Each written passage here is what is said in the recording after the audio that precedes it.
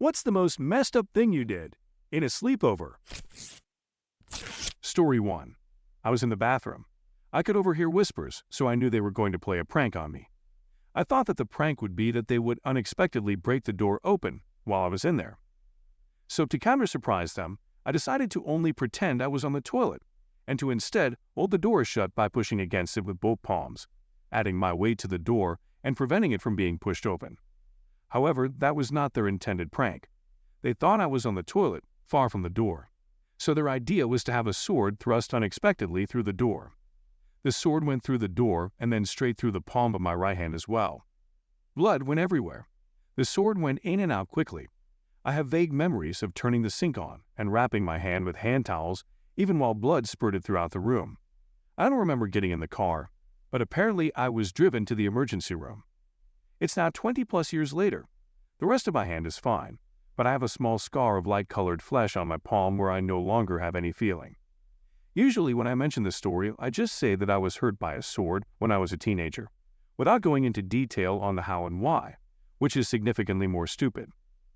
The same person who did this prank on me decided to prank someone else by holding a knife right above a sleeping person's eye, so that when they woke up the first thing they'd see is a knife blade close up. Thankfully, that particular incident resulted in only a scream, with no physical injuries. Looking back, I suspect he may have been an unhealthy friend to hang out with. Story 2. Played with matches. For years afterward, I thought I'd burned my aunt and uncle's house down. I was staying with them, my cousin and I were lighting matches in the kitchen, and throwing them in the sink to put them out. The head of one flew off and landed in the shelving unit by the sink, still smoking, but when we looked for it, we couldn't find it. It was the 80s, so all those kids, "Don't play with matches" ads were everywhere. Hours later, we were awakened by my aunt, telling us to get out of the house because it was on fire. Watched their house burn to the ground, and was terrified to tell them what we'd been doing earlier. I just knew we'd done it. Carried that guilt for years. When I was around 15-ish, which was many years later, I finally told my aunt. She started laughing, and after realizing I'd been thinking this the whole time, hugged me and explained it had been wiring in the back bedroom. I was an adult before I finally understood, after learning about how fire marshals investigate fires, that it wasn't just an assumption they'd made and could let go of that guilt.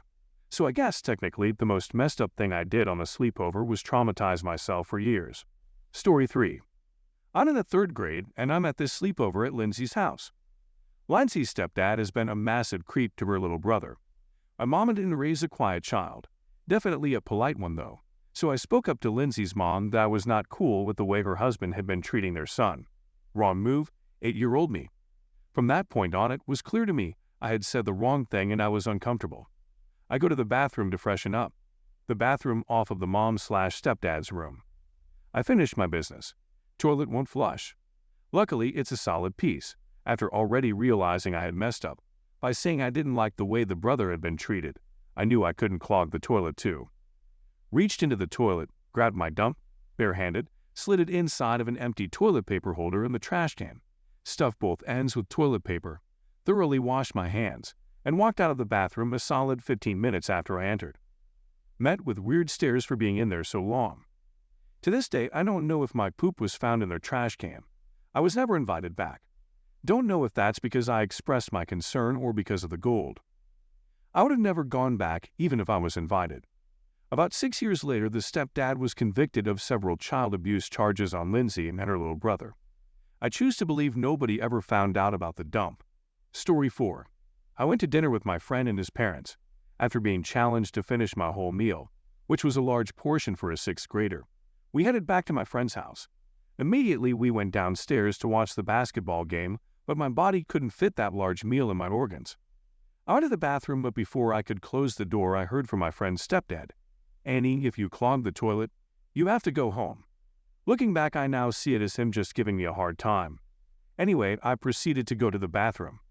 I had finished up and was ready for a relaxing night, but of course, I clogged the toilet by accident. Too scared to ask for help and realizing there was no plunger, I didn't want to go home, so I made a choice. I stuck my hands in the toilet and started to squish. The cold water mixed with the warm waste is something imprinted in my mind forever. I squished and ripped and tore through it all until it finally gave. It should go without mentioning I amputated my hands the next day. Story 5. I bathed my friend. Two of us stayed at a friend's house in our early teens. We raided their parents' liquor cabinet and proceeded to not understand how alcohol works.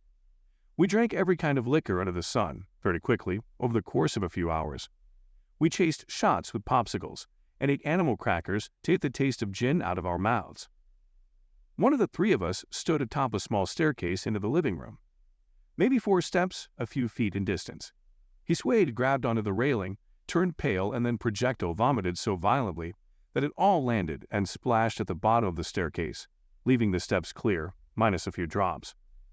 He then immediately fell down the stairs and began to laugh in a pool of his own vomit. We picked him up, dragged him to the bathroom, removed off all his clothes, and shoved him in the shower. He had thick curly hair that was filled with bright red popsicle-colored animal cracker paste. I told him to put out his hands as he kept yelling to not tell everyone we saw him without clothes. Once he finally complied, I poured shampoo in his hands and told him to clean his hair. He slapped it all into his face, causing him to gag and his eyes to burn.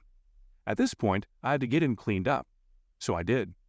We had no spare clothes for him, bearing our friend's brother's clothes. He was quite obese. We had to get a belt and tightly tie what I can only describe as parachute shorts around his waist. We went to sleep afterwards and convinced ourselves no one in the house heard us. Story 6. In Boy Scouts, I was the morning cook, meaning I woke up before anyone else to chop wood, make fire, and get water boiling. I grabbed the hatchet and started splitting a log into little splinters for kindling. It was cold and dewy. The hatchet slipped from my hand mid-upward swing and went flying to the tent circle.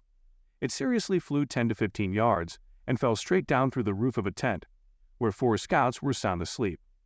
I'm not sure how long I waited to hear someone start screaming. I probably sat there in terrified anticipation for over a minute. Then I was worried someone might be hurt, so I crawled over to that tent where the hatchet landed. I super quietly unzipped the flap and saw it landed in a bag of clothes very close to some kids' heads. I snuck in, grabbed the hatchet, left the tent, zipped it back up, and finished breakfast. I heard them at breakfast complaining that the raccoons had ruined their perfectly nice tent by clawing a hole in it. Story 7. My childhood best friend had 2 younger sisters, their ages each 2 years apart. So we were 11, my middle sister was 9, and my youngest sister was 7. We snuck into the youngest sister's room, who was a notoriously heavy sleeper, and loosely tied a string around her wrist, then tied the other end to the ceiling fan. Turned the fan on low, so her arm was slowly helicoptering in circles while she slept. His mom made the rounds to check on all us kids a few minutes later, and started cracking up when she told us to make sure we took it back down before too long, and we assured her we planned to. She went back to bed and must have told her husband, who most certainly did not find the humor in it. We both got grounded for months. Story 8. More embarrassing than messed up.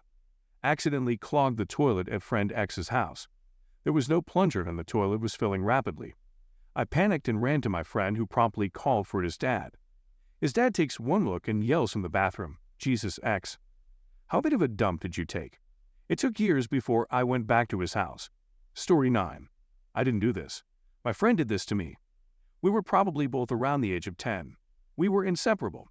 If he wasn't sleeping over at my house, I was sleeping over at his. One night, we were in his bedroom, looking for anything to do besides sleep, and we both decided it would be fun to chuck things at each other in the dark. We did this until we ran out of things to throw at each other, and then we would turn on the lights and survey what was thrown, and for any signs of damage. Not an inch from my head, stuck solidly into the wall behind where I was sitting, was a protractor. My friend was more concerned with the damage to the wall than how close he came to hitting me with it. I remember this fondly many decades later. Story 10. We found craft singles in the fridge and put one over the nose and mouth of a friend of ours who fell asleep on the couch before everyone else. It immediately softened and molded into a cheesy seal over his face, and he stopped breathing. We all freaked out for a solid 10 seconds, very quietly, until we heard him make a chewing sound. Dumphead smelled cheese and took immediate action despite being unable to breathe, and just straight up ate a mouth-size full into the single unconsciously. We then proceeded to plaster the entire package onto his face, one at a time, and watch him hoover up the cheese slices in order to not die. Story 11. Was probably in like 6th grade maybe. Buddy of mine had a birthday sleepover.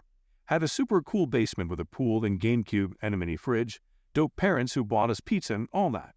It was about like 15 of us spending the night. At some point around 2 a.m., someone wanted to play Sonic Riders, and all you heard was a big crash and suddenly a very faint. I think I just spilled orange soda on the GameCube.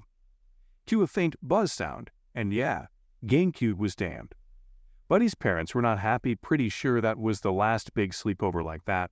Story 12. When I was a stupid kid, I got invited for a sleepover. It was a few of us, and we would be going paintballing the next day, through the generosity of the host and his parents. Now I knew most of them from my school, but was really only good friends with one, and he had suggested they invite me as he knows I like to paintball. In the nighttime, when we were all in the living room being loud and dumb kids, I stupidly said the host's name was probably upstairs loving his mom. Everyone burst out into laughter. Well, I said it loud enough that they heard upstairs as well, and his mom wasn't very happy. The next day it was brought up, and they completely blamed the wrong person. I never said a word about how it was me. That was maybe 10 or 11 years ago, and I still think about it. It was so rude and unnecessary I wish someone had ousted me, but you live and you learn. Story 13. We got drunk and went streaking on the beach at night. We were all guys. It just seemed like the thing to do. One of my friends couldn't find his clothes after returning from the ocean, but had a change of clothes at the friend's house. We left him on the pitch-black beach with no clothes, and vowed we would return and find him with his clothes. Well, we had to mess with him. It's what grade school guys did. So we waited a couple hours at the house and then ventured out to him. The guy was pissed. He had encountered multiple midnight walker tourists and had to retreat into the ocean to avoid being seen. We laughed hard and played Super Nintendo games until the sun rose. We went back out to the beach and never found his first set of clothes, but that was 24 years ago, and we laugh about it to this day. Story 14.